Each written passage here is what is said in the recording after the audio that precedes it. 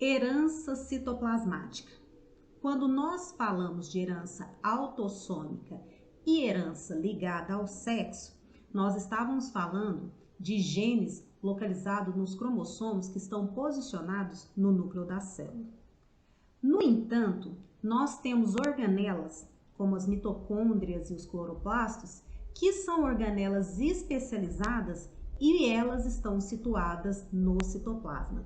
Dessa forma, nós temos um outro padrão de herança, que é a herança citoplasmática.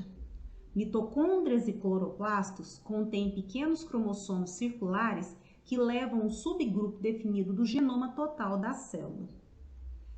As mitocôndrias estão envolvidas com a produção de energia, enquanto que os cloroplastos, eles são necessários para um mecanismo extremamente fundamental para o vegetal, que é o processo de fotossíntese. O que nós vamos observar? Nenhuma dessas organelas, apesar delas terem o seu material genético próprio, elas não são geneticamente independentes. Cada uma é baseada de algum modo nos genes nucleares para o seu funcionamento, ou seja, elas ainda precisam de informações que estão posicionadas nos genes nucleares para que elas possam realizar as funções às quais elas são responsáveis. Cada organela ela está presente em muitas cópias dentro da célula. Nesse caso, cada organela contém muitos cromossomos. A maioria das cópias são idênticas. E por serem idênticas, elas são chamadas de homoplasmia. O DNA mitocondrial, ele pode sofrer mutações. E sofrendo mutações, essa informação genética já não é mais a mesma. Nesse caso, o que nós temos? O que nós chamamos de heteroplasmia. E nós vamos observar que essa mutação, de certa forma, ela pode causar alguma patogenicidade, ou seja, alguma doença. Quando a mutação está presente durante a embriogênese, nós vamos observar que os sintomas afetam predominantemente os músculos e os nervos. Os genes de organelas apresentam seu próprio modo de herança, que é o que nós chamamos de herança uniparental, ou seja, é exclusivo de um único genitor. E qual é esse genitor? A mãe. É uma herança materna. Por que é uma herança materna? Se nós formos lembrar como que é o gameta feminino, o ovócito, e o gameta masculino da espécie humana, o espermatozoide, nós vamos ver que o ovócito ele contribui com maior parte do citoplasma, enquanto que o espermatozoide com quase nada. E onde estão localizadas essas organelas? Justamente no citoplasma.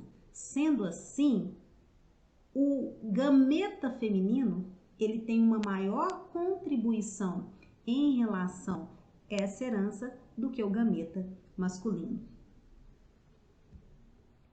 Alguns variantes fenotipos são causados por um alelo mutante de um gene de organela. Quando nós analisamos aqui, se a herança ela é materna e a mutação ela está na mãe, nesse caso o pai não apresenta mutação, por isso ele é chamado de tipo selvagem, nós vamos observar que os descendentes desse cruzamento vão apresentar mutação. Mas e se a mutação agora está no pai e a mãe não apresenta mutação, ela é tipo selvagem? Nós vamos observar que a prole toda vai ser igual à mãe, ou seja, do tipo selvagem. A pergunta é, existem mutações citoplasmáticas em humanos?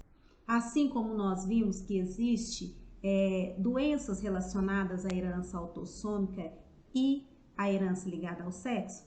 Existe. Uma doença que é chamada de MERF, que na verdade é uma epilepsia mioclônica com miopatia com fibras vermelhas anfractuosas, ela é uma doença muscular na qual o indivíduo apresenta sintomas que incluem distúrbios oculares e auditivos. No entanto, existe uma outra síndrome que está relacionada com a perda de DNA mitocondrial. Essa síndrome já afeta os olhos, o coração, o cérebro e os músculos, levando a uma série de problemas que essa pessoa pode apresentar.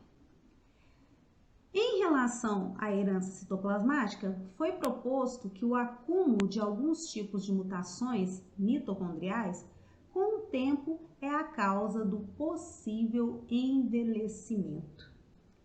Dessa forma, nós fechamos a ideia da herança citoplasmática.